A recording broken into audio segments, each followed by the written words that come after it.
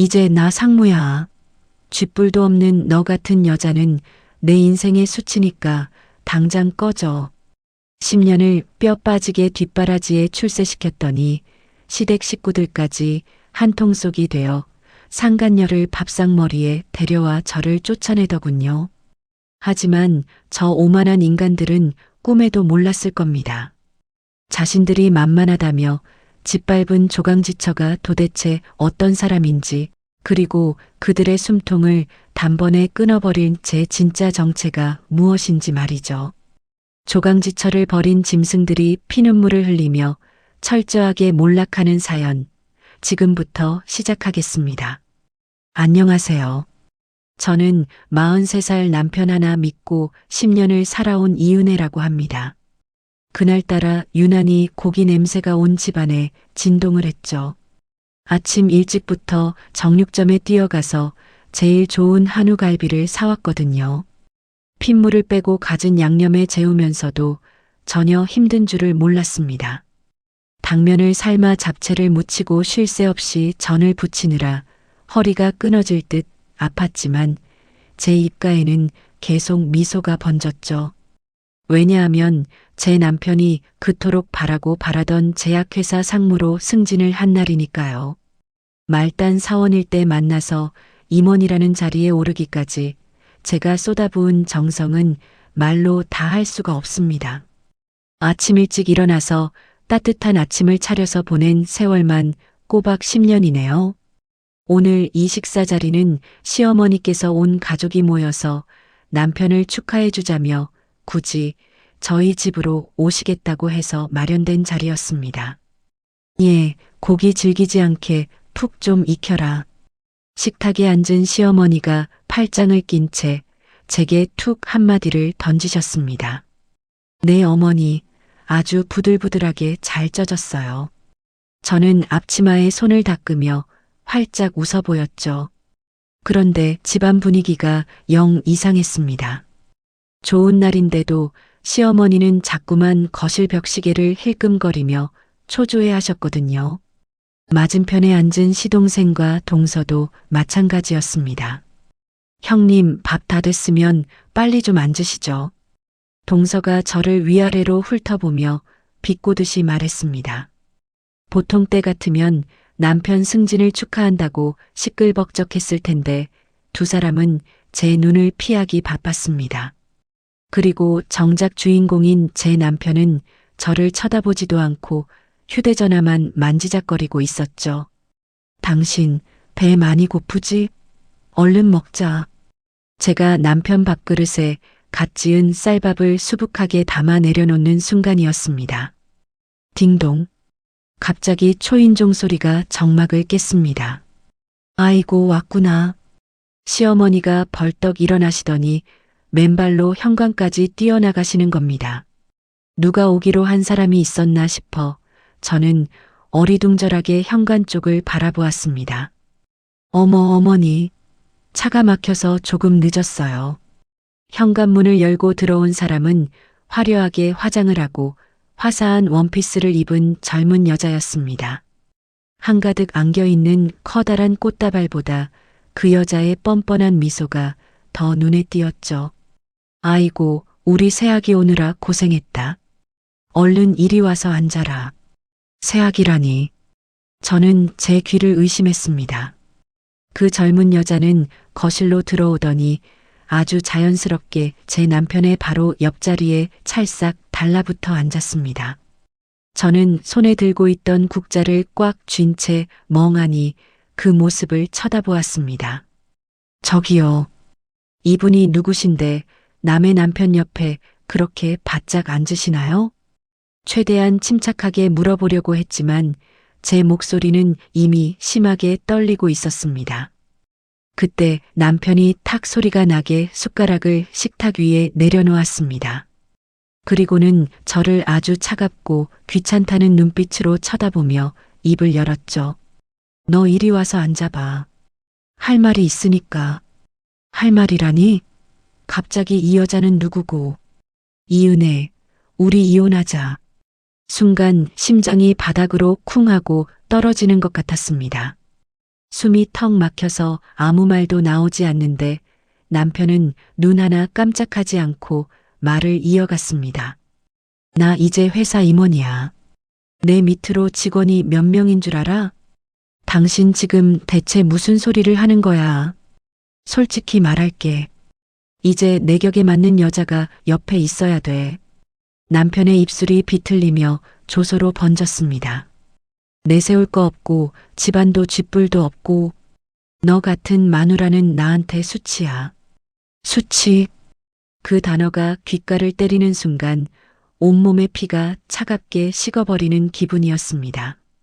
그러니까 질척거리지 말고 깔끔하게 정리하자. 남편의 옆에 앉아있던 여자가 저를 보며 픽 웃었습니다. 언니, 너무 미워하지는 마세요. 사랑이라는 게 억지로 막는다고 되는 건 아니잖아요. 머릿속이 하얗게 비어버렸습니다. 이게 지금 현실에서 일어나는 일이 맞는지 꿈인지 분간조차 되지 않았죠. 그때 시어머니가 쯧쯧 혀를 차며 거들기 시작했습니다. 은혜야, 남편 원망할 생각 마라. 너도 10년 동안 내 아들 덕분에 따뜻한 밥 먹고 편하게 살았으면 된 거 아니니? 어머니, 지금 그게 무슨 말씀이세요? 내 아들이 이제 상무님인데 너처럼 촌스러운 여자가 옆에 서면 남들이 비웃어. 이제 우리 태주한테는 이 정도 여자가 어울린다. 시어머니의 말에 시동생도 고개를 끄덕이며 입을 열었습니다. 형수님, 형 말대로 깔끔하게 도장 찍으시죠. 위자료는 섭섭하지 않게 챙겨드릴 테니까요.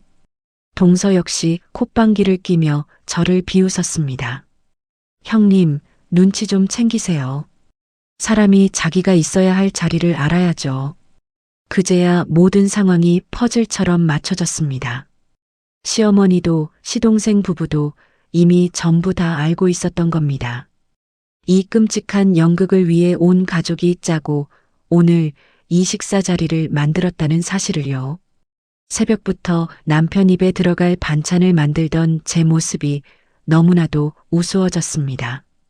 시어머니 허리 수술하셨을 때 3달 동안 밤낮으로 병간호했던 시간들, 시동생 장가갈 때 제 비상금 3천만 원을 털어서 보태주었던 일들, 10년 동안 이 가족에게 쏟아부은 모든 시간이 주마등처럼 스쳐 지나갔습니다. 다들 저를 쳐다보고 있었습니다. 제가 펑펑 울면서 남편 바짓가랑이라도 붙잡고 매달리기를 기다리는 눈치였죠. 그런데 이상하게도 저는 눈물이 한 방울도 나지 않았습니다. 오히려 머릿속이 아주 차갑고 맑아지는 기분이었습니다. 저는 천천히 허리춤에 묶여있던 앞치마 끈을 풀었습니다. 앞치마를 가지런히 접어서 기름이 튄 식탁 위에 툭 내려놓았습니다. 그리고 저를 비웃고 있는 그 뻔뻔한 인간들을 한 명 한 명 똑바로 쳐다보며 미소를 지었죠. 그래요. 알겠어요. 제 입에서 나온 평온한 대답에 오히려 그들의 얼굴에 당황한 기색이 스쳤습니다. 저는 뒤도 돌아보지 않고 안방으로 들어가 평소에 들고 다니던 핸드백만 하나 집어들었습니다. 다시 거실로 나와 현관으로 걸어가는 제 등 뒤로 무거운 정적이 흘렀습니다. 현관문을 열기 전 저는 천천히 고개를 돌려 그들을 다시 보았습니다. 성공에 취해 오만해진 남편, 승리자라도 된 양턱을 치켜들고 있는 상간녀, 며느리를 쓰레기처럼 버리는 시어머니, 그리고 인간의 도리조차 저버린 시동생 부부까지. 다들 앞으로가 참 기대되네요. 저는 그 말을 끝으로 현관문을 쾅 닫고 밖으로 나왔습니다. 어머, 저렇게 독한 기집애를 봤나? 의외로 순순하게 나가네. 문틈 사이로 시어머니가 허탈하게 웃는 소리가 들려왔습니다. 오빠, 드디어 다 끝났다? 이제 진짜 우리 세상이네. 상간녀가 간드러지는 목소리로 남편의 팔짱을 끼며 속삭이는 소리도 들렸죠. 신경 쓰지 마. 쥐뿔도 가진 거 없는 여자가 허세 부리는 거니까. 남편이 코웃음 치는 소리까지 모두 제 귓가를 스치고 지나갔습니다. 그 길로 저는 아파트 지하 주차장으로 내려가 제 차에 올라탔습니다. 운전대를 잡은 손이 미친 듯이 떨리고 있었습니다. 심장이 터질 것 같이 뛰었지만 저는 크게 심호흡을 하며 휴대전화를 꺼냈습니다. 단축 번호를 누르자 신호음이 몇 번 울리지도 않고 곧바로 전화를 받는 목소리가 들렸습니다. 저는 떨리는 입술을 꽉 깨물었다가 천천히 열었습니다. 오빠, 나야. 끝났어. 전화기 너머로 무슨 일이냐는 다급한 목소리가 들려왔습니다. 시댁 전부 다 짜고 한 거였어. 상간녀까지 보란 듯이 데려왔더라. 순간 전화기 너머 친정 오빠의 목소리가 얼음장처럼 싸늘하게 가라앉았습니다. 저는 창밖의 어두운 허공을 노려보며 또박또박 말을 이었습니다. 오빠, 이제 우리가 움직일 때야. 전화를 끊고 운전대에 머리를 기댄 채 한참을 가만히 앉아 있었죠. 눈시울이 붉어지며 기어이 눈물이 차오르기 시작했습니다. 남편에게 버림받아서 슬픈 것이 결코 아니었습니다. 내 모든 것을 바쳤던 지난 10년이라는 세월이 너무나도 허무하고 억울해서 피눈물이 나는 것 같았죠. 시간을 거슬러 15년 전 제가 28살이 되던 해였습니다. 저는 미국에서 식품공학 박사과정을 마치고 한국으로 돌아왔습니다. 제 아버지는 국내에서 제일 큰 식품 유통회사를 이끄는 한성그룹 이장우 회장님이십니다. 아버지는 하나뿐인 딸인 저를 곁에 두고 훌륭한 후계자로 키우고 싶어 하셨죠. 하지만 저는 재벌집 딸이라는 무거운 꼬리표가 늘 숨이 막혔습니다. 돈이나 집안 배경을 보고 다가오는 가짜 인연들에도 지쳐 있었거든요. 그래서 33살의 평범한 회사원이었던 제 남편을 만났을 때 이 사람이라면 제 진짜 모습을 사랑해 줄 거라 굳게 믿었습니다. 당시 남편은 제약회사 영업부서에 갓 들어온 신입사원이었습니다. 가난한 집안에서 홀어머니 밑에서 자랐지만 참 성실하고 다정한 사람이었죠. 데이트를 하던 어느 날 남편이 제 손을 꼭 잡고 이렇게 말했습니다. 은혜야, 나는 네가 가진 거 하나 없이 빈손이어도 다 좋아. 정말 내 학벌이나 집안 하나도 안 따지고 나라는 사람만 보고 만나는 거 맞아? 당연하지. 네가 얼마나 착하고 따뜻한 사람인데. 나는 너 하나만 있으면 평생 행복할 것 같아. 남편의 그 다정한 눈빛과 따뜻한 말 한마디에 저는 평생을 걸기로 결심했습니다. 친정에 엄청난 반대가 있었지만 저는 고집을 꺾지 않았습니다. 결혼을 허락받기 위해 친정집 작은 방에서 아버지 앞에 무릎을 꿇고 애원하던 날이 아직도 귓가에 생생합니다. 아버지, 저 진짜 평범하게 살고 싶어요. 돈이나 지위 말고 진짜 사랑받으면서 사람답게 살고 싶어요. 그래서 기어이 아무것도 없는 저 녀석이랑 결혼을 하겠다는 거냐? 네, 아버지. 대신 제가 한 가지 약속할게요. 결혼 생활 동안 절대로 우리 집안 재력 남편한테 안 드러낼게요. 그게 대체 무슨 뚱딴지 같은 소리냐? 남편이 제 배경덕이 아니라 자기 힘으로 똑바로 성공하는 걸 제 눈으로 꼭 보고 싶어서 그래요. 그 사람 능력을 믿으니까요. 아버지는 한숨을 푹 내쉬시며 결국 제 뜻을 존중해 주셨습니다. 대신 제게 단단히 다짐을 받으셨죠. 좋다. 내 고집이 정 그렇다면 한번 살아봐라. 대신 살다가 힘들면 언제든지 돌아와. 아버지는 항상 널 기다리고 있을 테니까. 그렇게 시작한 결혼 생활 10년 동안 저는 정말 흠잡을 데 없는 완벽한 아내이자 며느리가 되려고 노력했습니다. 매일 새벽 4시에 일어나 남편이 든든하게 먹고 출근할 수 있도록 찌개를 끓이고 아침밥상을 쌌습니다. 남편이 거래처 사람들에게 설명할 영업 발표 자료도 제가 밤을 새워가며 전부 다 고쳐주고 다듬어 주었죠. 건강기능식품에 들어가는 원료 성분 하나하나 제가 미국에서 배운 지식을 총동원해서 꼼꼼하게 분석해 주었습니다. 사실 남편이 그 젊은 나이에 회사에서 실적을 인정받고 초고속으로 승진할 수 있었던 비결은 모두 제 머리에서 나온 거나 다름없었습니다. 어디 남편뿐이었나요? 시댁 식구들에게도 제 피와 살을 깎아가며 모든 것을 헌신했습니다. 시어머니가 허리가 아파서 큰 수술을 하셨을 때는 친딸도 기겁하며 도망갈 병간호를 석 달 동안 제 손으로 묵묵히 다 해냈습니다. 명절 때마다 양가 부모님 찾아뵙는 게 자식된 당연한 도리인데 시어머니는 매번 억지를 부리며 저를 막아섰습니다. 예, 명절에 양가다 돌아다니면 너만 피곤하고 힘들다. 그냥 친정에는 전화 한 통만 드리고 넌 여기서 전이나 붙여라.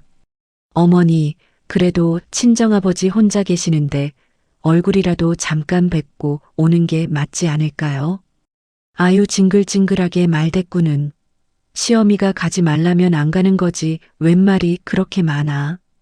그 말도 안 되는 억지 앞에서도 저는 입술을 꽉 깨물고 혼자서 20명분의 제사 음식을 차려냈습니다.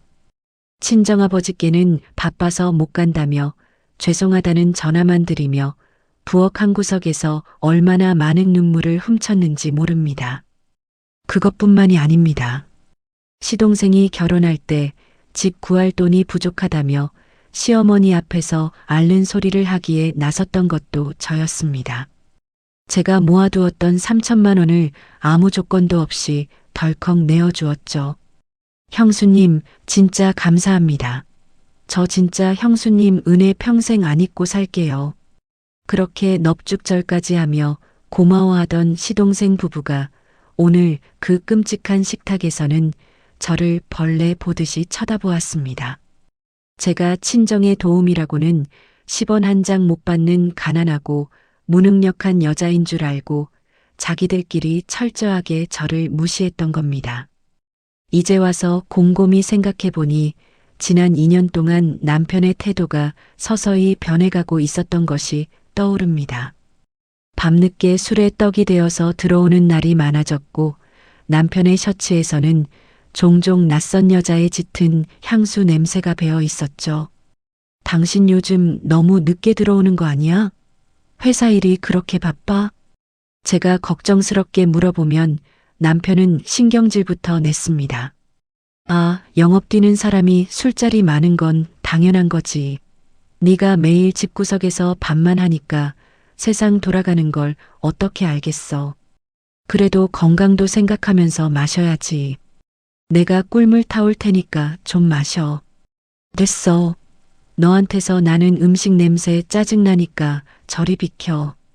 저를 깎아내리고 무시하는 말투가 언제부턴가 당연한 일상이 되어버렸던 겁니다. 나중에 알게 된 사실이지만 남편은 벌써 2년 전부터 같은 회사에 다니는 새파랗게 젊은 후배 여직원과 더러운 짓을 저지르고 있었습니다. 오늘 제 눈앞에 뻔뻔하게 나타나서 새 가족 행세를 했던 바로 그 여자 말입니다. 그 여자의 아버지가 강남에서 꽤 규모가 큰 병원을 운영하는 원장이라는 소문을 듣고 남편이 아주 작정을 하고 접근한 것이었죠. 자기가 이제 곧 임원 자리에 오를 텐데 의사 집안 딸 정도는 되어야 모임에서 체면이 선다고 역겨운 계산을 한 겁니다. 더 기가 막히고 피가 거꾸로 솟는 것은 시어머니가 두 사람의 불륜을 앞장서서 부추겼다는 사실입니다. 어느 날 밤 안방 문 밖에서 우연히 시어머니가 남편과 통화하는 소리를 들었던 기억이 번개처럼 스쳐 지나갔습니다. 유라 아버지가 큰 병원 원장이라며? 아이고 우리 아들 대단하다. 은혜 걔는 친정이 쥐뿔도 없어서 늘 빈손으로 오잖니. 넌 그 병원장 집안이랑 꼭 연결돼야 해. 그때는 그게 무슨 소리인지 몰랐는데 오늘 식탁에 앉은 그들의 눈빛을 보고서야 단번에 알아차렸습니다. 시동생 부부도 벌써부터 그 여자와 따로 만나며 비싼 밥도 얻어먹고 명품 선물도 받아 챙겨왔다는 것을요. 동서가 제게 콧방귀를 뀌며 주제 파악을 하라고 했던 이유가 다 그 여자가 사준 명품 가방 때문이었습니다. 모두가 저를 바보천치 취급하며 뒤에서 제 등에 칼을 꽂을 궁리만 하고 있었던 겁니다. 저는 핸드백 속에 들어있던 낡은 지갑을 꺼냈습니다. 지갑 안에는 10년 전 남편과 환하게 웃으며 찍은 사진이 고이 꽂혀 있었습니다. 당신은 오늘 나를 수치스럽다고 했지. 가진 것 없고 배운 것 없는 여자 취급하며 당신 가족들 앞에서 철저하게 짓밟았지. 저는 사진 속 남편의 웃는 얼굴을 가만히 내려다보며 이를 악물었습니다. 당신들이 그토록 무시하고 멸시했던 그 빈손이 얼마나 무서운 힘을 가졌는지, 이제 당신들이 얼마나 높은 곳에서 바닥으로 곤두박질 치게 될지 기대해도 좋을 겁니다. 이혼 통보를 받은 다음 날이 밝았습니다. 저는 남편과 10년 동안 살았던 아파트에서 제 짐을 챙겨 나왔습니다. 캐리어 하나에 담긴 제 짐은 참으로 단출했죠. 10년 동안 제 옷 한 벌 제대로 사입지 못하고 가족들 뒷바라지만 했으니까요. 아파트를 빠져나와 성북동 친정집으로 향했습니다. 창밖으로 익숙한 풍경들이 스쳐 지나갔지만 제 마음은 그 어느 때보다 고요하고 차분했습니다. 구불구불한 언덕길을 올라 담장이 아주 높고 으리으리한 대저택 앞에 멈춰 섰습니다. 차에서 내려 크고 무거운 대문 앞에 섰을 때 코끝이 시큰해지더군요. 이곳은 10년 전 제가 남편과 결혼하겠다고 고집을 피우며 떠나왔던 친정집이었습니다. 대문이 스르륵 열리고 넓은 정원 안으로 들어서자 익숙한 얼굴이 저를 기다리고 계셨습니다. 바로 백발이 성성한 제 아버지, 이장우 회장님이셨죠. 은혜야. 아버지는 현관 앞에 서서 깊게 주름진 얼굴로 저를 부르셨습니다. 10년이라는 세월 동안 아버지 얼굴에 주름이 이렇게 많이 늘어난 줄 몰랐습니다. 그 따뜻한 목소리를 듣는 순간 저도 모르게 눈물이 왈칵 쏟아졌습니다. 아버지, 죄송해요. 제가 정말 잘못했어요. 저는 들고 있던 가방을 바닥에 떨어뜨리고 아버지 품에 안겨 엉엉 울고 말았습니다. 아버지는 제 등을 토닥이며 다정하게 말씀하셨습니다. 미안하긴 뭐가 미안해. 네가 그놈이랑 살면서 평생 행복하게 웃었다면 아버지는 죽을 때까지 모른 척했을 거다. 고생 많았다, 내 딸. 아버지의 그 한마디에 가슴속에 맺혀있던 서러움이 한꺼번에 터져 나왔습니다. 저는 아버지의 손을 잡고 넓은 거실로 들어갔습니다. 응접실 소파에 마주 앉자 아버지가 따뜻한 차를 한 잔 내어주셨죠. 자주 찾아뵙지 못해서 정말 죄송해요. 제가 고개를 푹 숙인 채 기어들어가는 목소리로 말했습니다. 시어머니가 명절에 양가 다니면 피곤하다며 친정에 가는 것을 극구 막아섰던 탓에 홀로 계신 아버지를 뵙지 못했거든요. 그런 쓸데없는 소리는 그만둬라. 그나저나 이 이야기는 꼭 해야겠구나.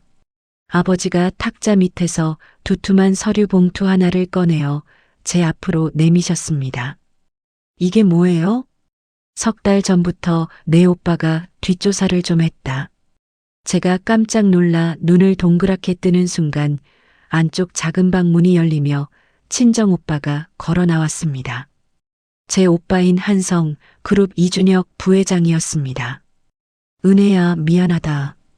오빠는 굳은 표정으로 제 옆자리에 앉으며 무거운 한숨을 내쉬었죠. 매제 그 몹쓸 놈이 바람 피우고 다니는 거 내가 석 달 전부터 다 알고 있었어. 오빠가 그 사람 불륜을 알고 있었다고? 그래. 당장이라도 쫓아가서 반 죽여놓고 싶었는데 네가 직접 보고 결정해야 할 문제 같아서 꼭 참고 기다렸어. 마음고생 시켜서 미안하다. 저는 덜덜 떨리는 손으로 아버지가 주신 서류 봉투를 열었습니다. 그 안에는 남편과 그 상간녀가 2년 동안 저질러온 더러운 짓들이 낱낱이 기록되어 있었죠. 고급 숙박업소 출입 기록부터 두 사람이 주고받은 낯뜨거운 문자 메시지까지 전부 다 들어 있었습니다. 그 중에서도 제 눈을 가장 의심하게 만든 것은 카드 사용 내역이었습니다. 세상에 회사 법인카드로 그 여자한테 1,000만 원이 넘는 명품 가방을 사줬다고? 제가 입을 틀어막으며 놀라자 오빠가 화를 억누르며 말했습니다. 지난 2년 동안 매제놈이 그 상간녀한테 회사 돈으로 펑펑 쓴 돈만 누적으로 2,000만 원이 넘어. 명백한 공금 횡령이지. 서류를 한 장 한 장 넘길 때마다 남편의 추악한 민낯이 고스란히 드러났습니다. 그 안에는 시동생 장가갈 때 제가 보태주었던 3,000만 원에 대한 은행 이체 내역도 있었습니다. 시동생한테 빌려준 돈은 차용증 한 장 안 받아놨더라. 그놈들은 처음부터 갚을 생각도 없었던 거야.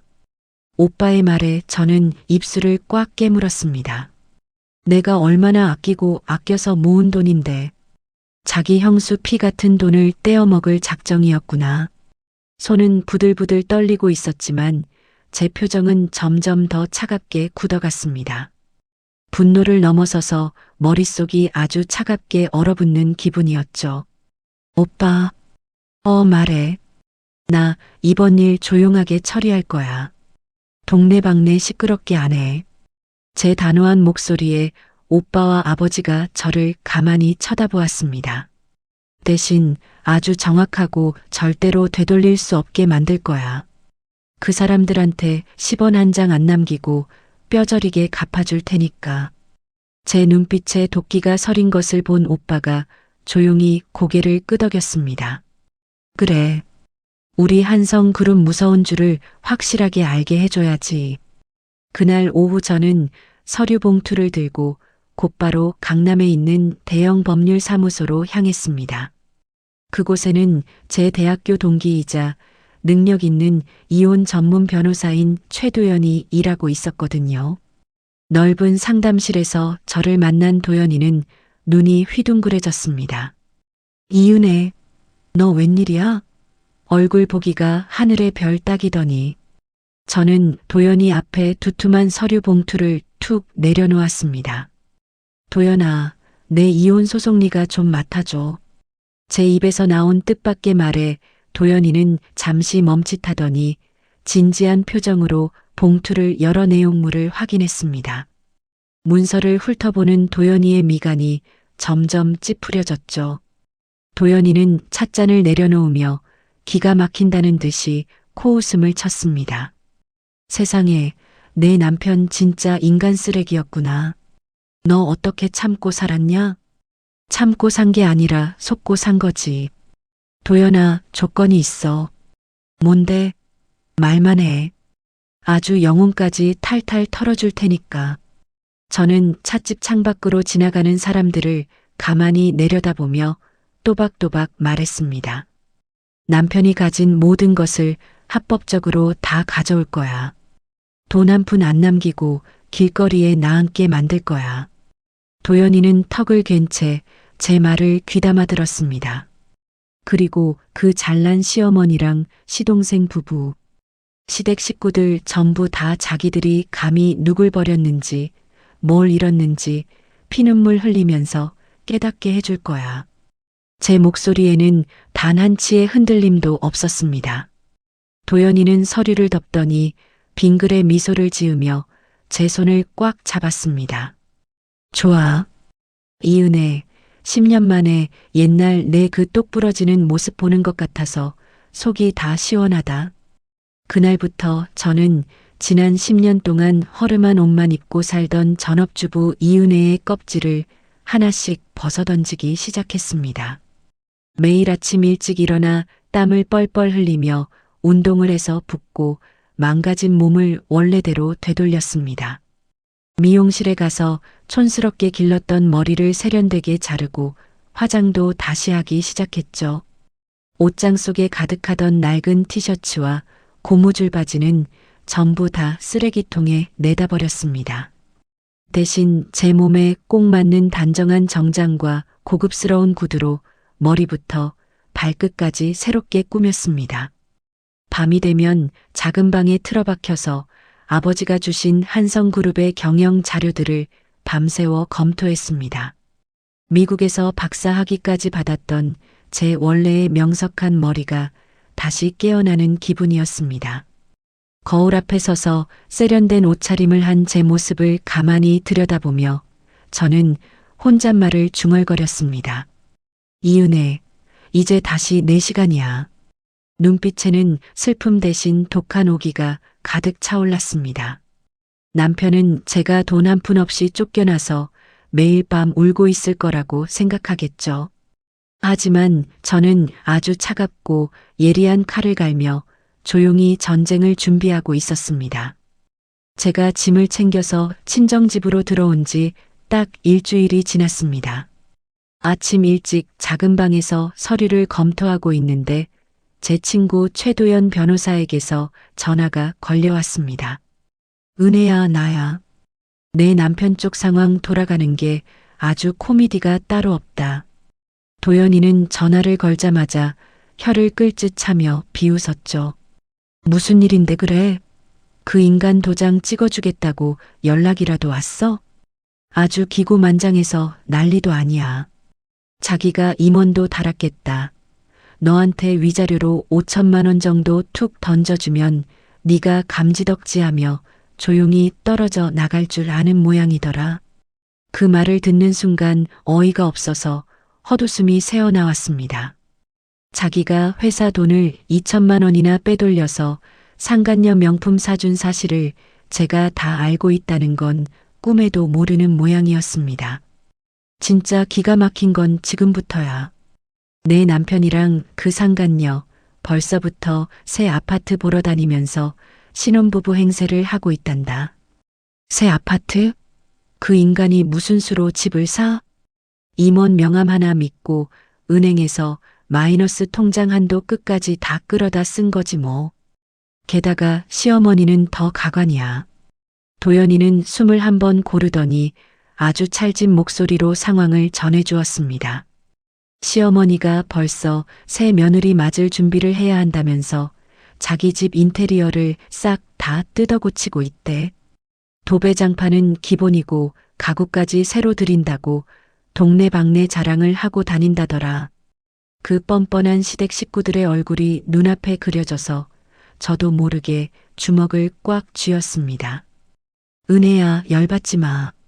저 인간들 지금 잠깐 헛바람 들어서 저러는 거니까. 열받을 게 뭐 있어. 어디 마음껏 꼭대기까지 올라가서 샴페인 터뜨리라고 해. 저는 창밖에 맑은 하늘을 올려다보며 아주 차갑게 대답했습니다. 원래 바닥에서 구르는 것보다 제일 높은 곳에서 떨어질 때가 뼈가 다 부서지도록 아픈 법이거든. 제 말에 도연이는 통쾌하게 웃으며 고개를 끄덕였죠. 맞아. 아무튼 내가 타이밍 봐서 그쪽 변호사한테 내용 증명 살벌하게 보낼 테니까 너는 내 할 일이나 잘하고 있어. 전화를 끊고 나서 그날 저녁이었습니다. 친정집 거실 소파에 앉아 있는데 퇴근하고 돌아온 오빠가 콧노래를 부르며 집 안으로 들어왔습니다.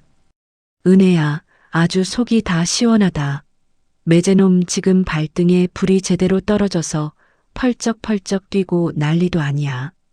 오빠는 양복 마이를 벗어던지며 제 옆에 털썩 주저앉았습니다. 아버지는 방에 들어가시고 거실에는 저와 오빠 단둘뿐이었죠. 오빠 계획대로 잘 진행되고 있는 거야? 당연하지. 우리 한성그룹이 이 바닥에서 어떤 곳인데 감히 내 동생 눈에서 피눈물을 뽑아? 오빠는 차가운 물을 한 잔 단숨에 들이켜더니 신나게 상황을 설명하기 시작했습니다. 우선 남편의 숨통을 조이는 첫 번째 올가미는 바로 원료 납품 단가 인상이었습니다. 남편이 다니는 제약회사는 건강기능식품으로 먹고 사는 곳인데 그 핵심 원료를 전부 우리 한성그룹에서 대주고 있었거든요. 오빠는 남편 회사에 원료 납품 단가를 무려 30%나 훌쩍 올리겠다고 일방적으로 통보해 버렸습니다. 단가가 30%나 오르면 그 회사 마진이 싹 다 날아가는 거잖아.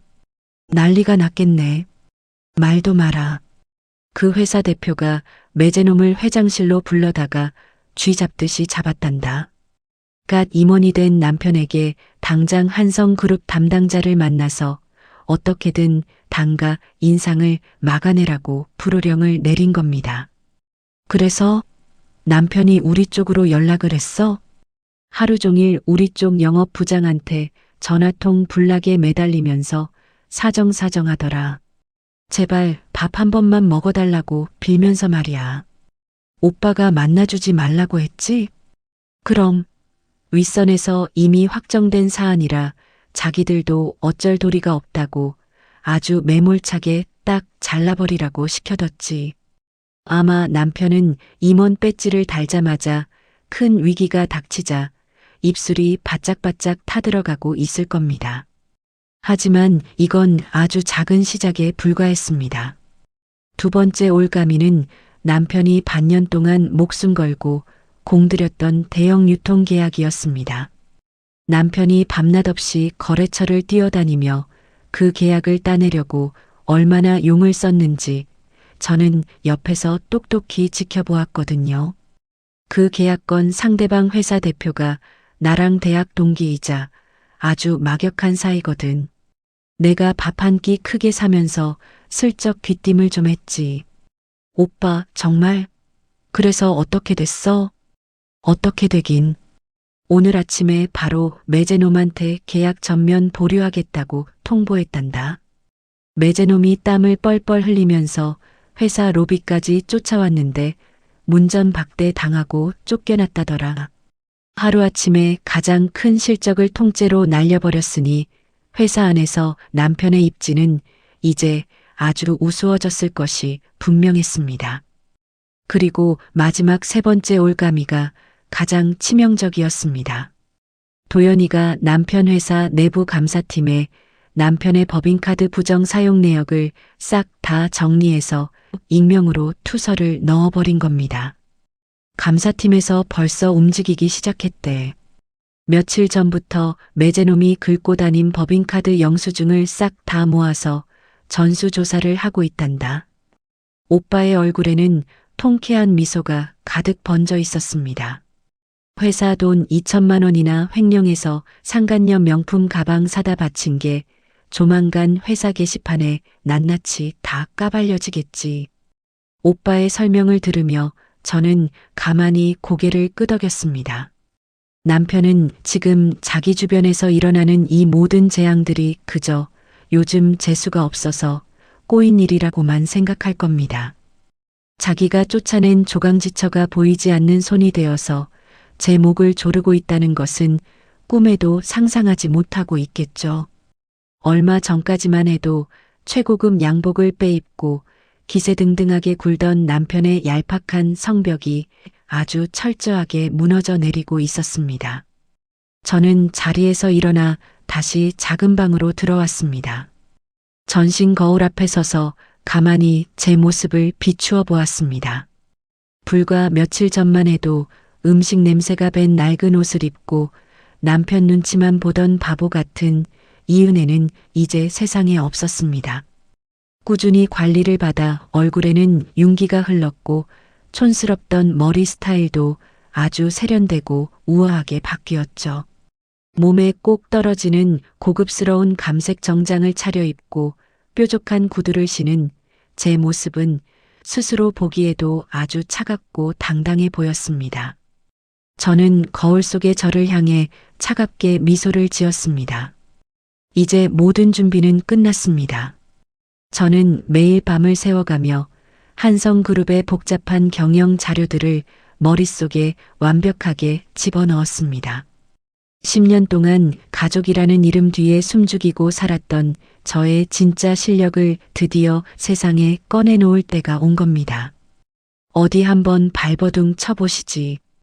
나는 이제 그 누구도 함부로 대할 수 없는 진짜 이은혜로 다시 태어났으니까요. 제가 이혼 통보를 받은 지 딱 한 달이 되던 날이었습니다.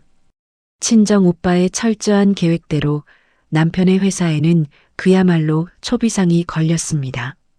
우리 한성그룹에서 남편 회사로 들어가는 모든 원료 공급을 전면 중단하겠다고 최후 통첩을 보냈거든요. 남편이 다니는 제약회사는 전체 매출의 거의 절반을 건강기능식품에서 벌어들이고 있었습니다. 당장 내일부터 공장 가동이 멈추고 생산 라인이 전부 문을 닫게 생겼으니 회사가 발칵 뒤집힌 것은 당연한 일이었습니다. 오빠가 전해준 바에 따르면 남편 회사 대표가 노발대발하며 남편을 회의실로 불러냈다고 하더군요. 도대체 이를 어떻게 처리하는 거야? 한성그룹 이장우 회장님이 당장 너를 직접 보시겠다는데 넌 무슨 짓을 저지른 거냐? 대표님, 저도 영문을 모르겠습니다. 제가 어떻게든 만나 뵙고 막아보겠습니다. 이봐, 이거 당장 해결 못하면 너는 오늘부로 임원 자리에서 끝인 줄 알아. 잔뜩 겁을 집어먹은 남편은 허겁지겁 여의도에 있는 우리 한성그룹 본사 건물로 달려왔습니다. 그 시각 저는 제일 꼭대기층에 있는 회장실 안에서 남편을 기다리고 있었죠. 넓은 통유리 창밖으로 서울 시내가 한눈에 내려다 보이는 아주 크고 화려한 방이었습니다. 저는 진한 감색 정장을 단정하게 차려입고 머리를 위로 올려 묶은 채 푹신한 가죽 소파에 다리를 꼬고 앉아 있었습니다. 제 무릎 위에는 남편의 회사와 맺은 계약 해지 서류가 놓여 있었죠. 무거운 침묵이 흐르던 중 드디어 밖에서 비서의 낭낭한 목소리가 들려왔습니다.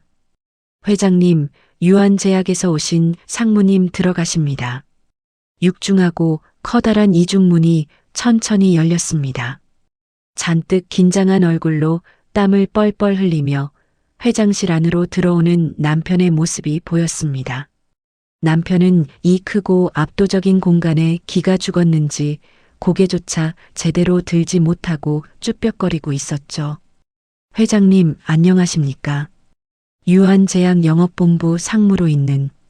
말을 더듬으며 굽신거리던 남편의 시선이 넓은 원목 책상 뒤에 앉아 계신 친정아버지를 향했습니다. 그리고 자연스럽게 아버지 옆쪽에 있는 소파 쪽으로 고개를 돌렸죠. 바로 그 순간이었습니다. 저와 정면으로 눈이 마주친 남편의 턱이 쩍하고 벌어졌습니다. 남편의 두 눈이 금방이라도 튀어나올 것처럼 커다랗게 변했습니다. 마치 대낮에 살아있는 유령이라도 본 사람처럼 남편의 얼굴에서 순식간에 핏기가 싹 가셨습니다. 은혜. 야. 떨리는 목소리로 제 이름을 부르는 남편을 보며 저는 천천히 서류에서 눈을 뗐습니다. 그리고 한 달 전 그 끔찍했던 식탁 위에서 앞치마를 벗으며 지었던 것과 똑같은 미소를 지어 보였죠. 왔어? 당신. 제 목소리를 듣자마자 남편은 다리에 힘이 풀렸는지 비틀거리며 벽을 짚었습니다. 네, 네가 왜? 대체 네가 왜 이 방에 앉아 있는 거야? 왜 앉아 있냐고? 여기가 내 자리니까. 저는 서류를 소파 위에 툭 던져두고 천천히 자리에서 일어났습니다. 구두 굽소리를 내며 남편의 코앞까지 다가간 저는 아주 차갑고 단호한 목소리로 말했습니다. 놀랐나 보네. 정식으로 다시 인사할게. 나 한성그룹 이은혜 이사야. 남편의 숨소리가 거칠어지며 눈동자가 미친 듯이 흔들리기 시작했습니다. 지분 32%를 가진 최대 주주이자 여기 계신 이장우 회장님의 하나뿐인 딸이지.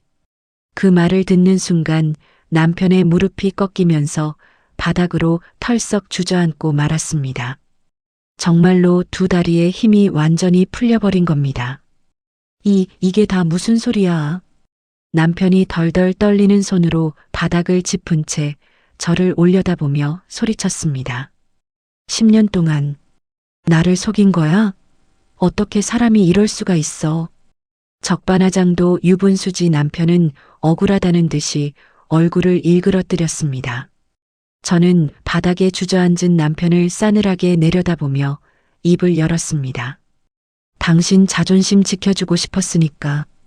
쥐뿔도 없는 내 집안 배경 없이도 당신이 스스로 당당하게 성공하는 걸 보고 싶었으니까. 제 목소리는 낮았지만 회장실 전체를 날카롭게 울렸습니다. 당신이 기가 죽을까봐 내 옷 한 벌 안 사입고 내 손이 부르트도록 당신 뒷바라지를 했어. 당신을 진짜로 사랑했으니까. 가슴속에서 뜨거운 불덩이가 치밀어 올랐지만 저는 절대 눈물을 보이지 않았습니다. 그런데 당신은 그 10년을 어떻게 갚았지? 남편은 꿀먹은 벙어리처럼 입을 뻐끔거릴 뿐 아무런 대답도 하지 못했습니다. 그 잘난 시어머니의 시동생 부부까지 전부 다 불러 모아놓고 나를 쓰레기 취급했지. 저는 남편을 향해 한 걸음 더 다가갔습니다. 그 새파랗게 어린 상간녀를 내 눈앞에 데려다 놓고 나보고 당신 인생의 수치라고 했잖아. 제 입에서 수치라는 단어가 나오는 순간 무거운 침묵을 지키고 계시던 친정아버지가 자리에서 천천히 일어나셨습니다. 아버지는 굶주린 호랑이처럼 매서운 눈빛으로 바닥에 엎드린 남편을 노려보셨죠. 자네가 감히 내 딸한테 뭐라고 했나? 수치라고 했나? 세상에서 제일 귀한 내 딸이 수치라고. 아버지의 호통 소리가 천둥처럼 방 안을 뒤흔들었습니다. 남편은 덜덜 떨며 아버지와 저를 번갈아 쳐다보았습니다. 자기가 얼마나 무서운 짓을 저질렀는지, 자기가 뻔뻔하게 걷어찬 조강지처가 도대체 어떤 사람인지 이제야 뼈저리게 깨달은 겁니다. 승진의 기쁨에 취해 세상을 다 가진 줄 알았던 오만한 남편의 성벽이 와르르 무너져 내리는 순간이었습니다. 은혜야. 여보, 내가 미쳤었나 봐. 남편이 제 구두코를 붙잡으며 눈물을 뚝뚝 흘리기 시작했습니다. 제발 한 번만 용서해줘. 내가 다 잘못했어. 방금 전까지 대기업 상무라며 목에 힘을 주던 인간이 이제는 제 발밑을 기어다니며 목숨을 구걸하고 있었습니다. 저는 구두를 쥔 남편의 손을 차갑게 뿌리쳤습니다. 이거나. 당신 입에서 나오는 그 역겨운 여보 소리 2번 다시 듣고 싶지 않으니까. 제가 남편을 매몰차게 밀어내자 남편은 바닥에 엎드린 채로 짐승처럼 울부짖었습니다. 내가 정말 돌았었어. 그 상간녀가 나를 꼬드겨서 내가 잠시 눈이 멀었던 거야. 이제 와서 같이 바람을 피운 그 여자 탓을 하며 책임을 떠넘기는 꼴이 너무나도 비루하고 찌질해서 구역질이 날 지경이었습니다. 아무리 눈이 멀었어도 사람이 지켜야 할 도리가 있는 거야. 저는 조금도 흔들리지 않는 꼿꼿한 자세로 남편을 내려다보며 쏘아붙였습니다. 매일 아침 새벽같이 일어나 당신 입에 따뜻한 밥을 넣어주던 10년이야. 알아. 내가 다 알아, 은혜야. 제발 한 번만 살려줘. 시어머니한테 빈손으로 시집온 천덕꾸러기 취급을 받으면서도 당신 하나만 보고 묵묵히 견뎠던 10년이라고. 남편은 제 바짓가랑이라도 잡으려는 듯 허공에 두 손을 허우적거렸지만 저는 매정하게 뒷걸음질을 쳐서 그 손길을 피했습니다. 당신은 스스로 당신의 가장 든든한 동아줄을 끊어버린 거야. 창밖으로는 여전히 눈부시게 밝은 햇살이 쏟아지고 있었지만 회장실 바닥에 엎드린 남편의 얼굴에는 짙은 절망의 그림자가 드리워져 있었습니다. 그렇게 비참하게 엎드려 바닥을 치며 우는 남편을 내려다보았지만 제 가슴 속에서는 그 어떤 동정심도 일지 않았습니다. 오직 지난 10년간 가슴 속에 맺혀있던 제 붉은 피눈물이 이제야 제대로 된 방향으로 씻겨 내려가는 듯한 기분만이 들었습니다. 바닥에 엎드린 남편의 꼴은 참으로 비참하고 찌질했습니다. 방금 전까지 최연소 상무가 되었다며 온 세상을 다 가진 것처럼 거들먹거리던 오만한 모습은 온데간데 없었죠. 무릎이 다 닳도록 두꺼운 카펫 바닥을 박박기며 제게 매달리는 그 인간을 보며 저는 조용히 소파 쪽으로 걸어갔습니다. 그리고 미리 꼼꼼하게 준비해 두었던 두툼한 서류 뭉치를 탁자 위에 소리나게 툭 내려놓았습니다. 여보, 은혜야. 이게 다 뭐야? 남편이 퉁퉁 부은 붉은 눈으로 탁자 위의 서류를 쳐다보며 겁먹은 목소리로 물었습니다. 이혼 합의서야. 내가 아주 깔끔하고 정확하게 정리해 왔으니까 어디 한번 잘 읽어봐. 제 서리빨같이 차가운 목소리에 남편은 덜덜 떨리는 손을 뻗어 서류를 집어들었습니다. 결혼 생활 10년 동안 당신 명의로 굴려온 재산, 그거 절반은 법적으로 내 몫이니까 정확히 반으로 나눌 거야. 남편의 눈동자가 갈 곳을 잃고 지진이라도 난 것처럼 마구 흔들렸습니다. 그리고 당신이 그 어린 상간녀랑 바람 피운 대가로 위자료 5천만 원. 도장 찍는 즉시 당장 내 계좌로 입금해. 여보. 내가 지금 현금이 어디 있다고 그래. 무리하게 대출받아서 새 집 알아보느라 통장에 돈이 하나도 없단 말이야. 이 와중에도 아직 정신을 못 차리고 돈 타령을 하는 남편의 꼴을 보니 헛웃음이 새어나왔습니다. 돈이 없으면 은행 가서 대출을 다시 받든 시어머니한테 무릎 꿇고 손을 벌리든 알아서 해. 그건 당신 사정이지 내 알 바 아니잖아.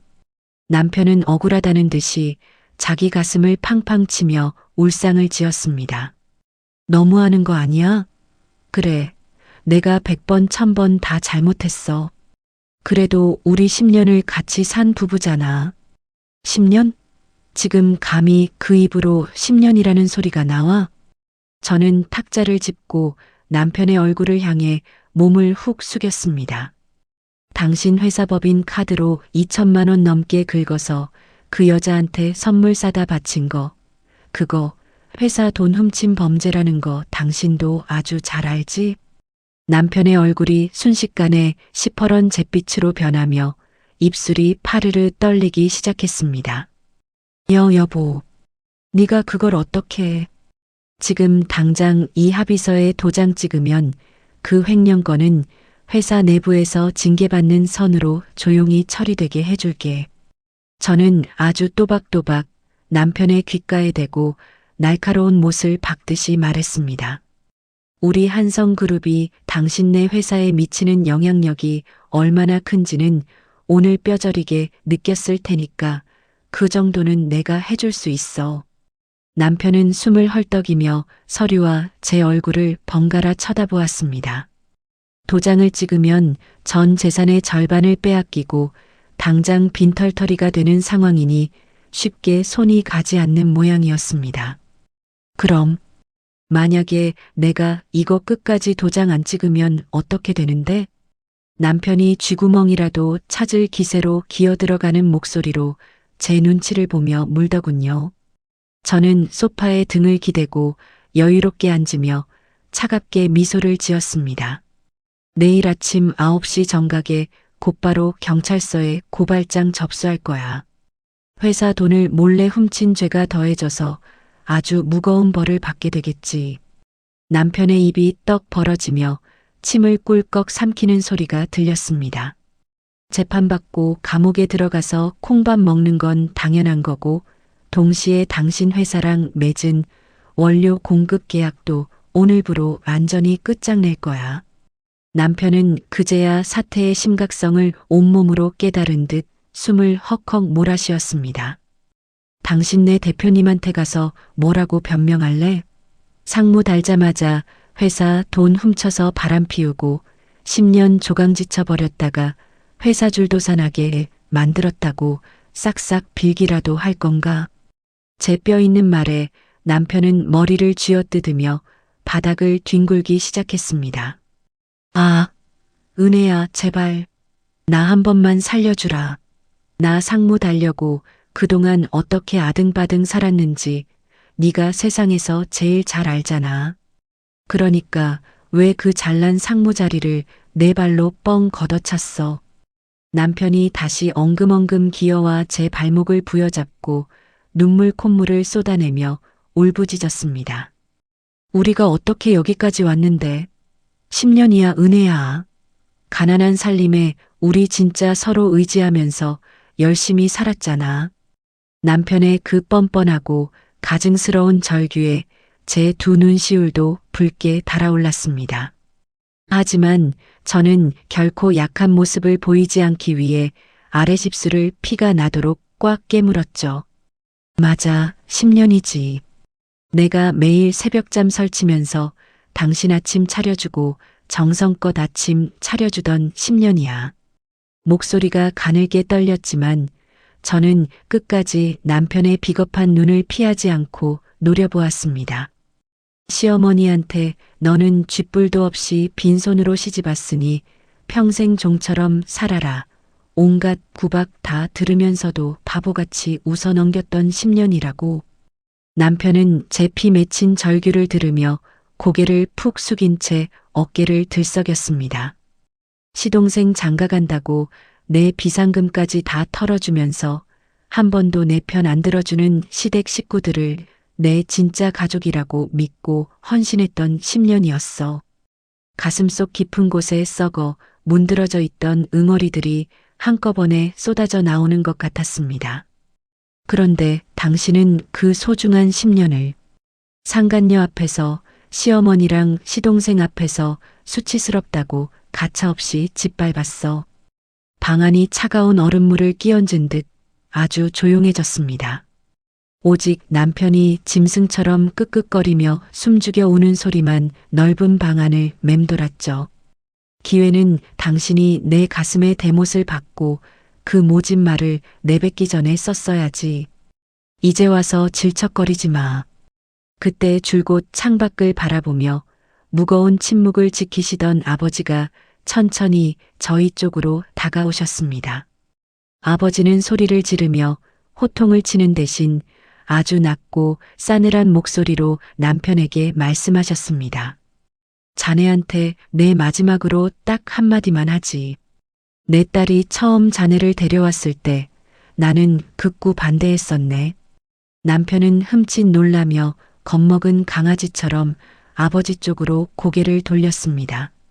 하지만 내 딸이 자네를 진심으로 사랑한다고 굳게 믿고 있었기에 나는 내 딸의 선택을 존중하고 10년을 잠자코 기다려 주었어. 아버지의 날카로운 눈빛은 마치 남편의 심장을 꿰뚫어 보는 것 같았습니다.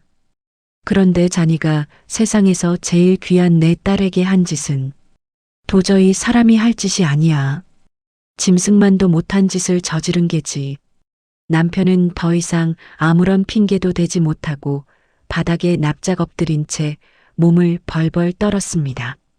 아버지는 탁자 위에 놓인 까만 볼펜을 집어들어 남편의 코앞에 차갑게 던지셨습니다. 당장 서명해라. 그리고 내 딸 눈앞에서 영원히 꺼져. 남편은 덜덜 떨리는 두 손으로 바닥에 구르는 볼펜을 집어들었습니다. 볼펜을 쥔 손이 너무 심하게 떨려서 합의서 종이 위에 이름을 적는데 한참이나 걸렸습니다. 결국 삐뚤빼뚤하고 형편없는 글씨로 남편의 이름 석자가 합의서 위에 적혔습니다. 저는 남편이 서명한 그 얇은 종이를 낚아채듯 거두어드렸습니다. 잘 살아. 두 번 다시 내 눈앞에 띄지 말고. 저는 매몰차게 돌아선 뒤도 돌아보지 않고 회장실의 크고 무거운 문을 향해 걸어갔습니다. 은혜야, 여보, 제발. 등 뒤에서 남편이 피를 토하듯 절규하는 소리가 애처롭게 들려왔지만 저는 단 한 번도 발걸음을 멈추지 않았습니다. 문을 열고 기나긴 복도로 걸어 나왔습니다. 대리석이 깔린 차가운 복도를 걷는 동안 제 두 눈에서 뜨거운 눈물이 딱 한 방울 주르륵 흘러내렸습니다. 아무리 밉고 원망스러운 인간이라도 제 청춘과 인생을 다 바친 10년의 세월이 진짜로 끝나는 순간이었으니까요. 하지만 저는 걸음을 멈추거나 뒤를 돌아보지 않았습니다. 두 주먹을 꽉 쥐고 꼿꼿하게 앞만 보며 아주 당당하게 걸어나갔습니다. 방 안에서 제 뒷모습을 지켜보시던 아버지가 나지막이 말씀하시는 소리가 귓가를 맴돌았습니다. 잘했다, 은혜야. 우리 딸 참 잘했다. 그날 이후 이혼 절차는 아주 일사천리로 끝이 났습니다. 합의서에 적힌 조건대로 남편 명의로 되어 있던 알량한 재산은 정확히 반으로 갈라졌죠. 남편은 회사 돈을 몰래 빼돌린 대가로 임원 자리에 오른 지 한 달 반 만에 그 자리에서 쫓겨났습니다. 평사원과 다를 바 없는 만년 부장 자리로 곤두박질 치고 말았거든요. 하지만 제 진짜 참교육은 이제부터가 시작이었습니다. 어느 날 오후 제 친구 도연이가 서류 뭉치를 들고 한성그룹 제 사무실로 찾아왔습니다. 도연이는 자리에 앉자마자 아주 고소하다는 듯이 박장대소를 터뜨렸습니다. 은혜야, 내 시어머니 진짜 간도 크시더라. 무슨 일인데 그래? 어머니가 또 무슨 사고라도 치셨어? 글쎄, 내 명의로 들어둔 5천만 원짜리 적금을 시어머니가 내 인감을 몰래 파서 싹 다 해지해버렸지 뭐냐. 그 말을 듣는 순간 어이가 없어서 실소가 터져나왔습니다. 며느리를 쫓아낸 마당에 그 돈까지 자기 주머니에 챙겨 넣으려고 했던 그 탐욕스러운 속내가 훤히 보였거든요. 그래서 어떻게 처리했어? 어떻게 하긴 뭘 어떻게 해. 당장 경찰서에 사문서 위조랑 사기 혐의로 형사 고발해버렸지.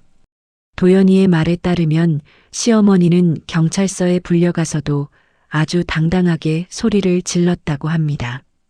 아니 시어미가 며느리 돈 좀 가져다 쓴 게 무슨 큰 대역죄라고 이 난리들이여.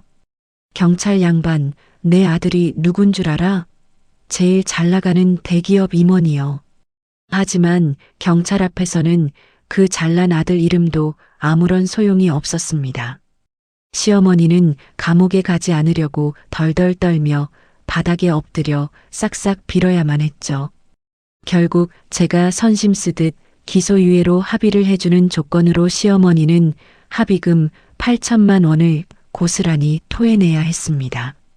평생 놀고 먹으려고 아등바등 긁어모아 두었던 노후 자금 전부가 한순간에 허공으로 날아가 버린 겁니다. 시동생 쪽은 어떻게 됐어? 3천만 원 갚으라고 내용 증명 보낸 거 말이야. 제가 묻자 도연이는 아주 찰지게 웃으며 대답했습니다. 말도 마라. 거기도 지금 집안 꼴이 아주 풍비박산이 났단다. 시동생은 차용증이 없으니 돈을 빌린 적이 없다고 발뺌을 하려고 했답니다. 하지만 제가 예전에 통장으로 이체해준 내역과 고맙다고 굽신거리던 문자 메시지가 아주 명백한 증거로 남아 있었죠. 법원은 당장 원금 3천만 원에 그동안 밀린 이자까지 몽땅 쳐서 갚으라는 판결을 내렸습니다. 당장 갚을 돈이 없었던 시동생 부부는 살고 있던 전셋집 보증금을 빼서 길거리에 나앉게 생겼습니다. 평소에 저를 가난하다고 그렇게 무시하고 비웃었던 동서가 시동생을 쥐 잡듯이 잡았다고 하더군요. 당신 미쳤어? 당신 형 때문에 우리 집까지 쫄딱 망하게 생겼잖아. 아니 내가 이렇게 될 줄 알았나? 나도 미치고 팔짝 뛸 노릇이라고. 다 필요 없어. 당장 갈라서. 나 이 빚더미 안고는 단 하루도 못 살아.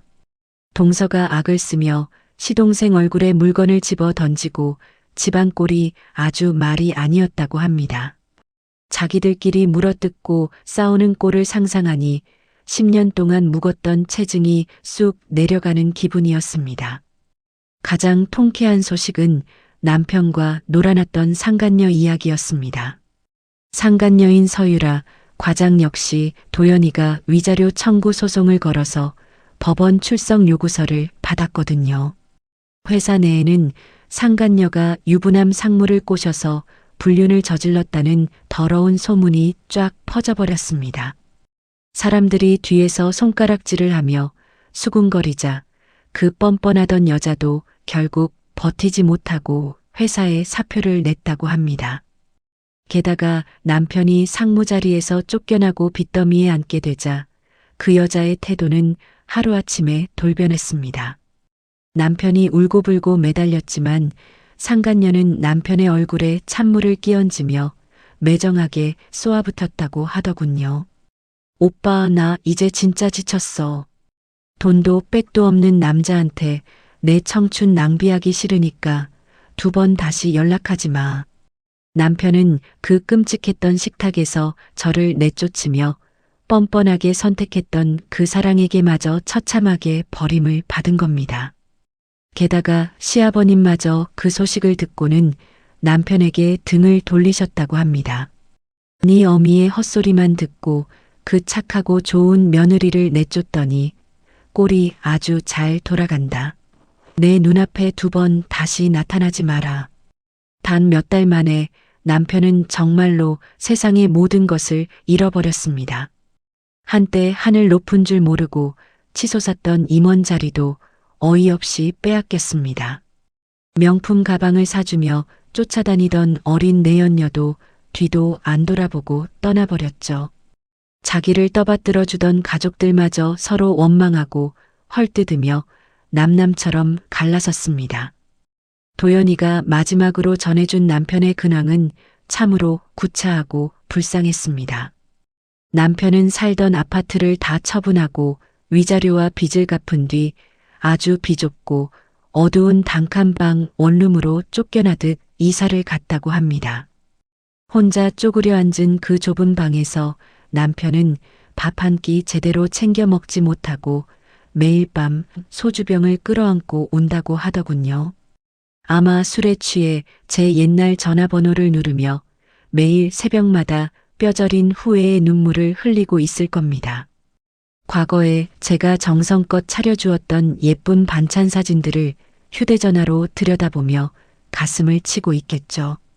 10년 동안 곁에서 항상 웃어주던 바보 같고 착했던 아내 이은혜의 빈자리가 얼마나 큰지 이제야 온몸으로 느끼고 있을 겁니다. 자신이 이 세상에서 가장 빛나는 보석을 스스로 진흙탕에 던져버렸다는 사실을 말입니다. 하지만 아무리 피눈물을 흘리고 후회해도 이미 엎질러진 물이었습니다. 제가 남편과 시댁 식구들에게 쏟아부었던 그 모든 헌신과 사랑은 오직 저라는 사람을 귀하게 여길 줄 아는 때만 유효했으니까요.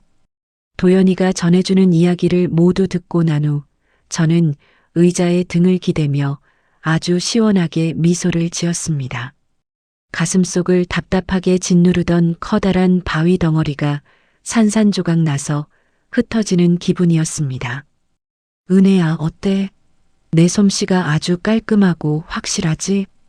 응, 도연아. 정말 고마워. 너 덕분에 10년 동안 묵었던 빚을 아주 제대로 다 받아냈네. 이 정도 가지고 뭘 그래. 이제 그 몹쓸 인간들 신경 끄고 내 진짜 인생을 아주 멋지게 살아봐. 저는 따뜻한 찻잔을 2손으로 감싸쥐며 넓은 유리창 밖을 가만히 내다보았습니다. 구름 한 점 없이 맑고 노푸른 가을 하늘이 꼭 제 마음속 풍경 같았습니다. 정말이지 오랜만에 아무런 근심 걱정 없이 2 다리를 쭉 뻗고 단잠을 잘 수 있을 것 같은 아주 상쾌하고 기분 좋은 날이었습니다.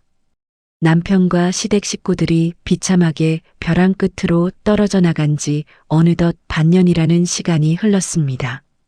그동안 저는 친정집에 머무는 것에 그치지 않고 한성그룹 신사업본부장으로 공식적으로 화려하게 복귀했습니다. 사실 그동안 전업주부로 살아가느라 세상 물정에 어두워졌을 거라고 걱정하는 사람들이 주변에 꽤 많았죠. 하지만 그것은 제 진짜 모습을 전혀 모르고 하는 멍청한 소리였습니다. 미국에서 식품공학 박사 학위를 당당하게 거머쥐었던 제 머리와 실력은 어디로 도망가지 않았으니까요. 회사로 돌아온 저는 그동안 가슴속에 꾹꾹 눌러 담아두었던 모든 열정과 능력을 폭발시키기 시작했습니다. 미국 유학 시절에 인연을 맺었던 수많은 해외 인맥들을 총동원했죠. 세계적으로 가장 이름난 글로벌 유기농 식품 브랜드와 손을 잡고 국내 최초로 대단한 합작법인을 설립해버렸습니다. 제가 직접 발로 뛰며 기획하고 야심차게 선보인 신제품은 출시되자마자 온 나라를 뒤흔들 정도로 폭발적인 대박을 터뜨렸습니다. 눈을 깜짝할 사이에 단 석 달 만에 새로 끌어올린 매출만 무려 500억 원을 훌쩍 넘어섰습니다. 업계 사람들은 저를 두고 숨겨져 있던 무서운 에이스가 드디어 칼을 뽑아들었다며 입이 마르도록 칭찬을 아끼지 않았죠. 대한민국 경제지를 발행하는 수많은 언론사에서 저마다 인터뷰를 하겠다고 연일 난리법석을 피웠습니다. 처음에는 신문에 얼굴을 오르내리는 것이 조금 부담스러워 거절하려고 했습니다. 하지만 오빠가 빙긋 웃으며 제게 넌지시 조언을 건네더군요. 은혜야, 당당하게 나가서 멋지게 인터뷰해라. 네가 얼마나 대단한 사람인지 세상 사람들이 똑똑히 보게 만들어줘야지. 오빠의 그 든든한 응원에 힘입어 저는 국내에서 가장 권위 있는 경제 전문 매체와 단독으로 화려한 인터뷰를 진행했습니다.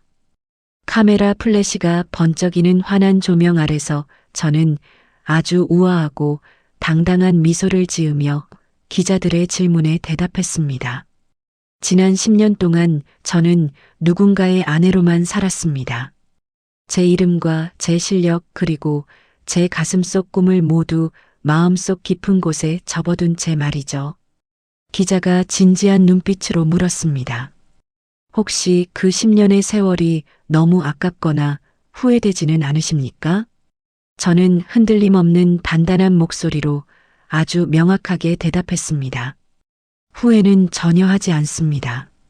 그 모진 세월이 있었기에 지금의 제가 이렇게 흔들리지 않는 단단한 나무로 자랄 수 있었으니까요.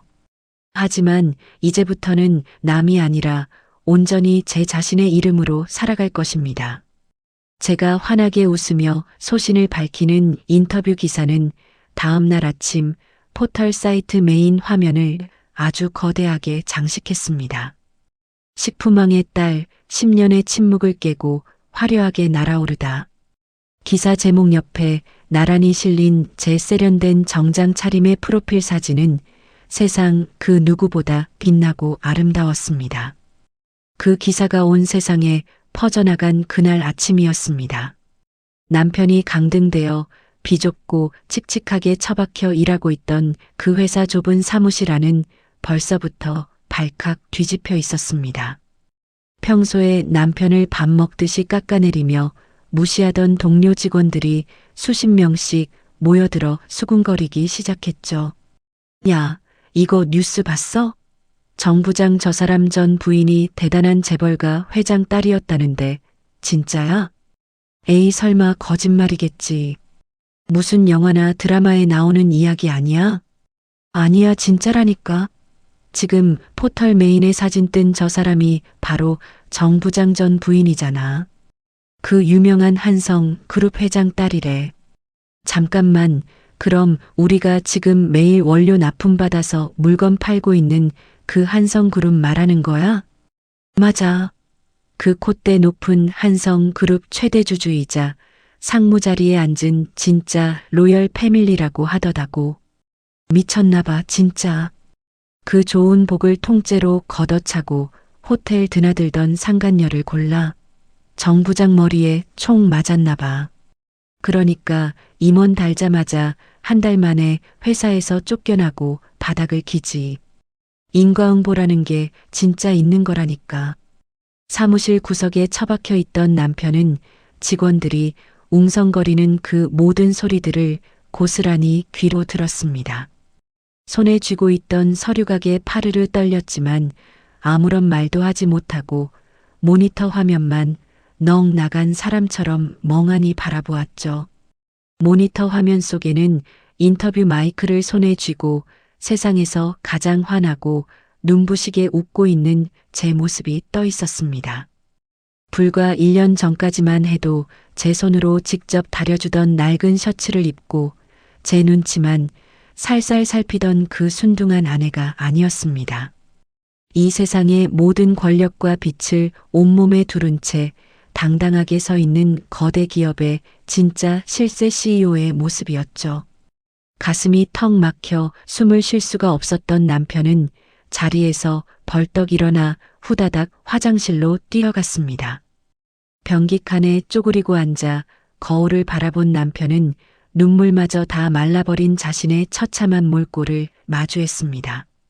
충혈되어서 핏줄이 터진 눈알, 그 사이에 눈에 띄게 허옇게 새어버린 머리카락, 다림질조차 안 되어 구겨진 꼬질꼬질한 와이셔츠. 내가 대체 무슨 짓을 저지른 거야?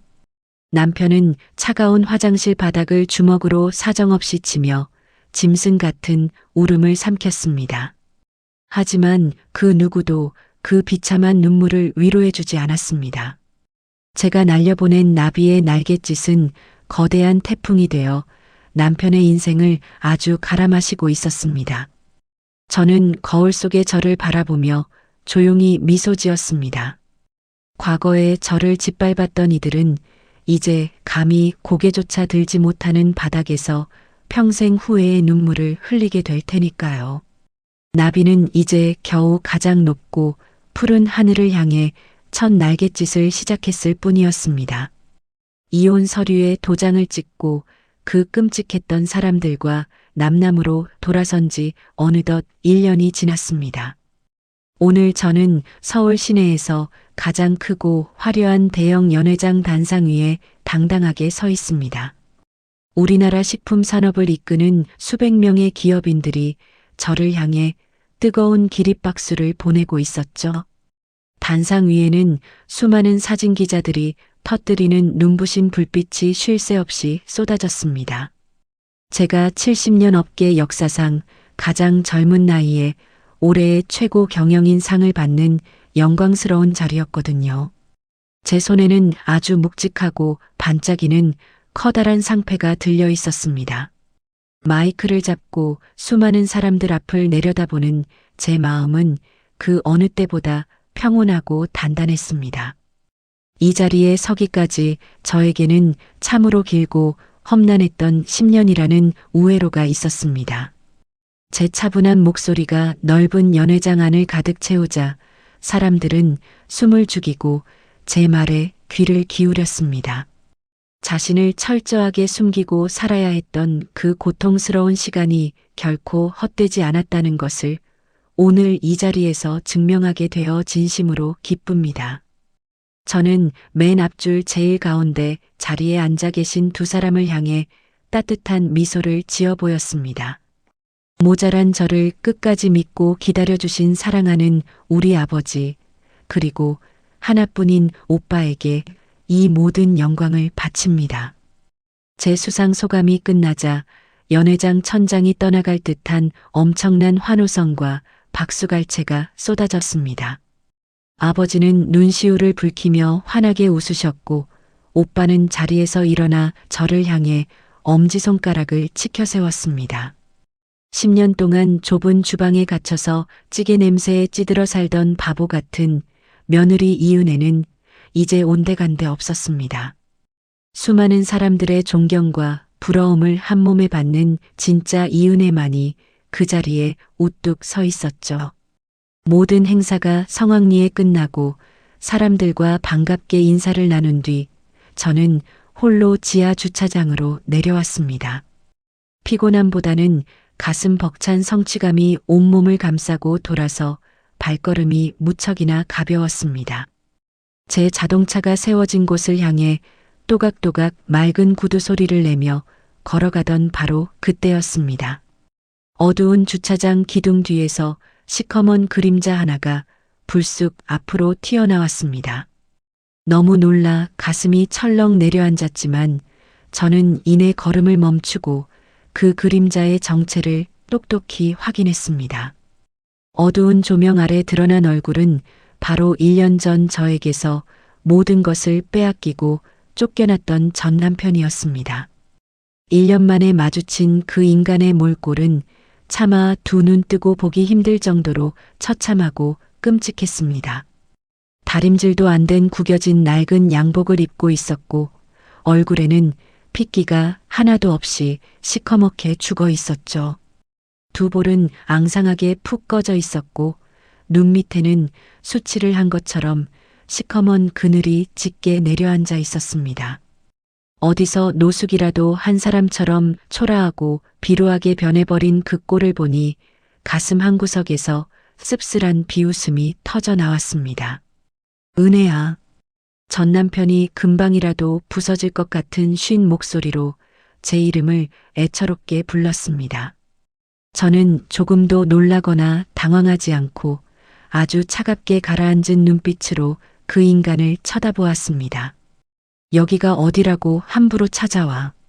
신문 기사 보고 오늘 여기서 상 받는다는 거 알고 한참 기다렸어. 진심으로 축하해. 바들바들 떨리는 목소리로 축하 인사를 건네는 꼴이 너무나도 우스웠습니다. 인사는 받았으니 그만 비켜. 나 피곤해서 빨리 집에 가야 하니까.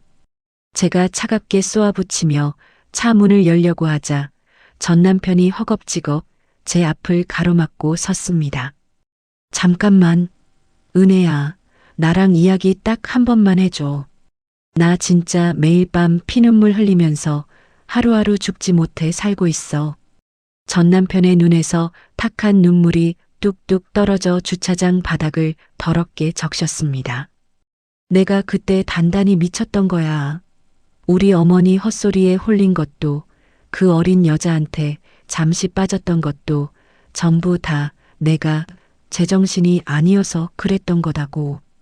또다시 자기 잘못을 늙은 어머니와 다른 여자 탓으로 돌리는 그 알량하고 비겁한 변명에 저는 헛웃음이 났습니다. 그래서 이제 와서 남 탓하면 당신이 저지른 쓰레기 같은 짓들이 전부 없던 일이 되기라도 한대? 은혜야 제발. 나 너 없으니까 정말 아무것도 아니더라. 사람 사는 게 아니야. 나 진짜 뼈저리게 반성하고 있으니까 나 한 번만 다시 받아주면 안 될까?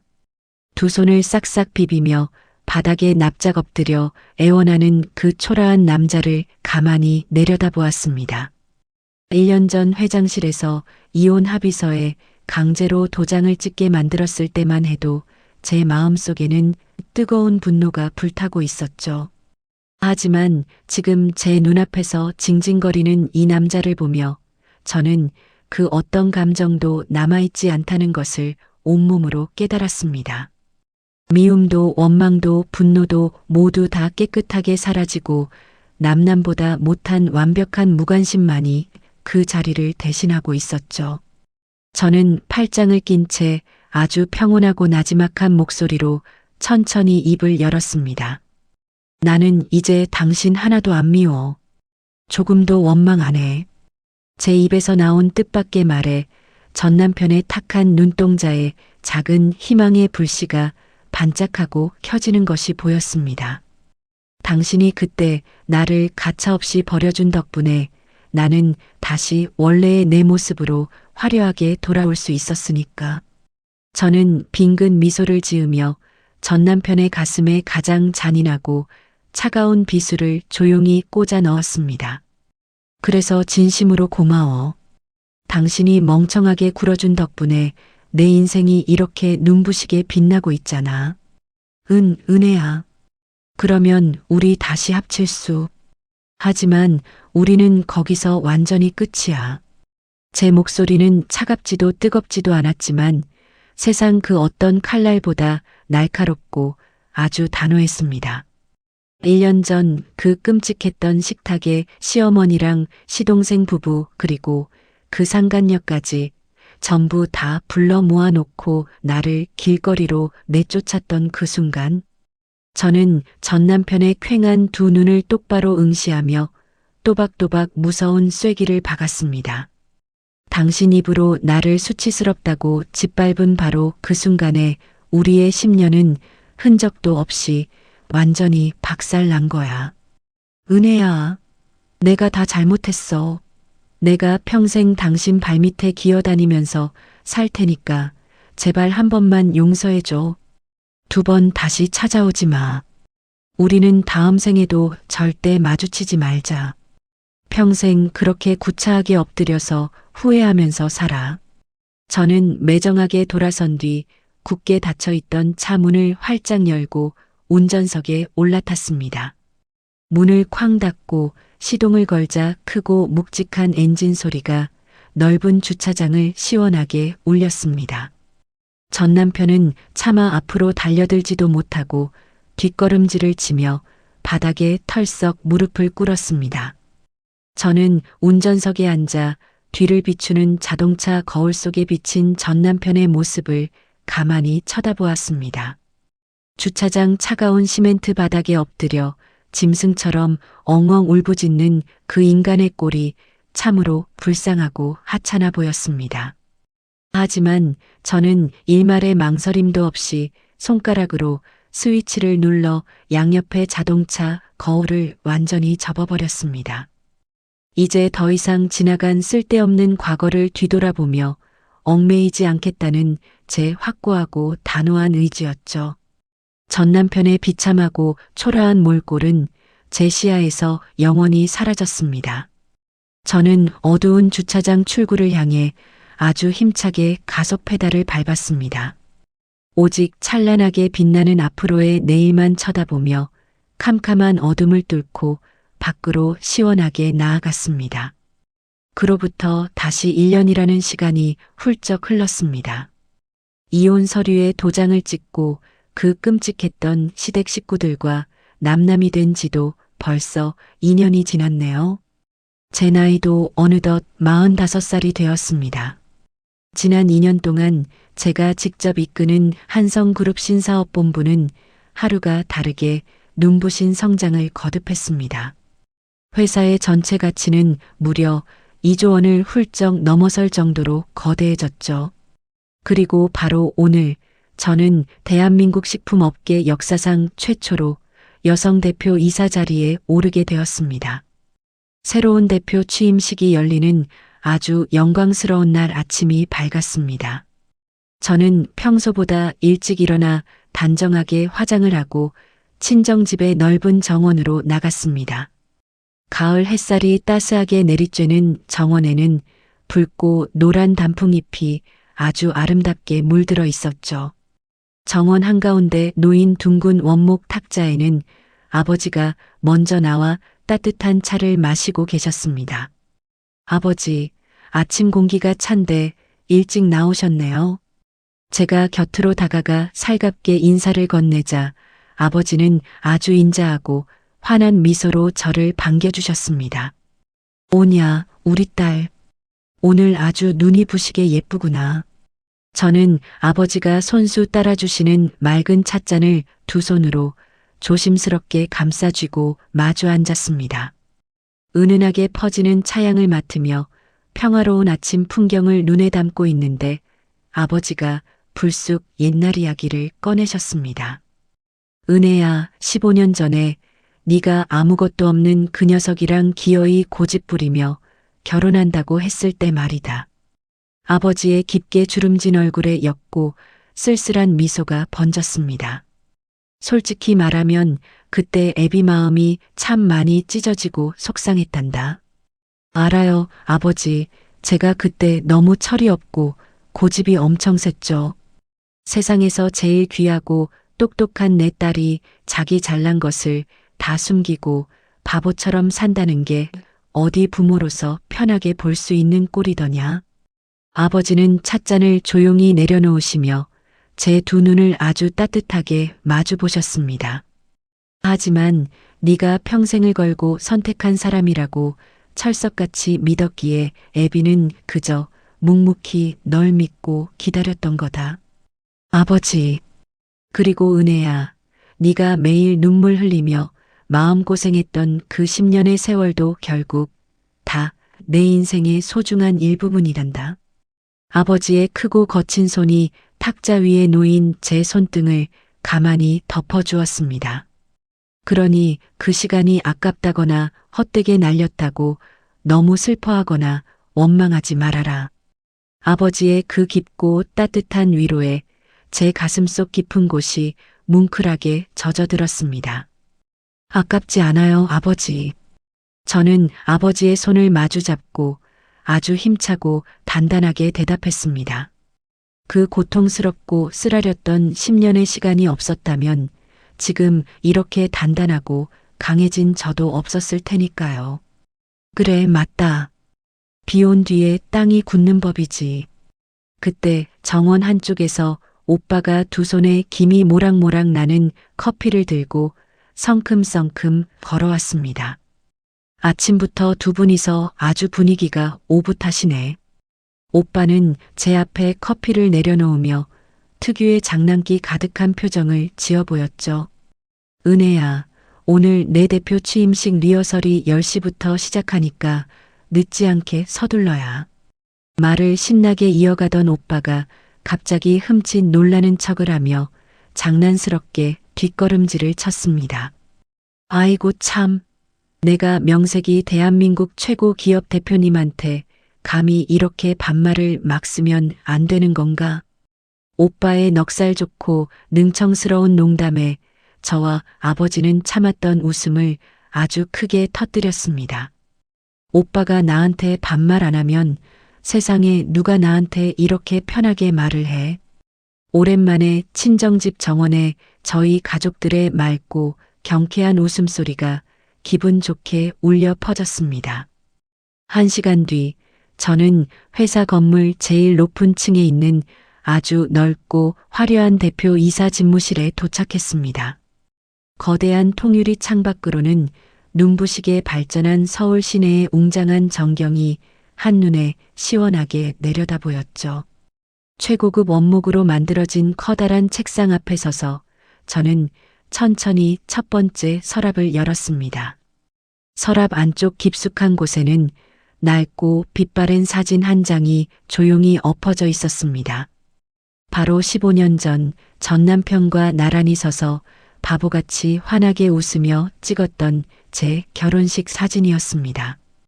이혼할 때 짐을 챙기면서 시댁에 관련된 모든 물건을 다 내다 버렸지만 이 사진 한 장만큼은 참아버리지 않고 간직하고 있었죠. 그 인간에 대한 미련이 남아서가 결코 아니었습니다. 이 사진 속에서 순진하게 웃고 있는 바보 같은 저의 10년 세월도 분명히 제가 온몸으로 부딪혀 살아낸 제 인생의 소중한 한 조각이었으니까요. 저는 사진을 굳이 꺼내서 갈기갈기 찢어버리거나 쓰레기통에 처박지 않았습니다. 그냥 가만히 내려다보며 과거에 상처받았던 젊은 날의 저에게 참 고생 많았다는 무언의 인사를 건넬 뿐이었습니다. 이내 저는 아무런 미련 없이 서랍을 조용히 밀어 닫았습니다. 이제 2번 다시는 이 서랍을 열어서 과거의 낡은 상처를 들여다보며 눈물 지을 일은 없을 테니까요. 저는 고개를 꼿꼿하게 들고 넓은 창밖을 바라보았습니다. 가을 하늘이 그 어느 때보다 드높고 눈이 시리도록 푸르게 빛나고 있었습니다. 똑똑똑. 집무실 문을 두드리는 경쾌한 노크 소리와 함께 비서의 낭낭한 목소리가 들려왔습니다. 대표님, 취임식 준비가 모두 완료되었습니다. 이제 식장으로 내려가시면 됩니다.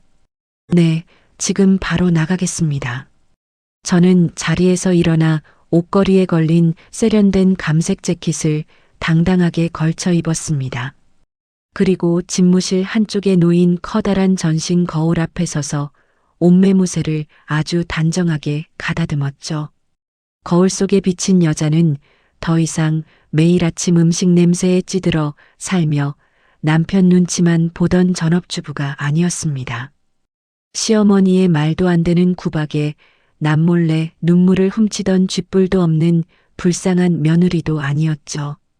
세상에서 제일 잘난 체하던 전 남편의 그림자 뒤에 숨어서 바보처럼 희생만 하던 조강지처는 더더욱 아니었습니다.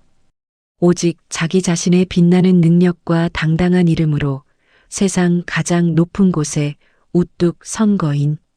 누구의 아내도 누구의 며느리도 아닌 진짜 이은의 본연의 모습이 거울 속에서 저를 향해 환하게 미소 짓고 있었습니다.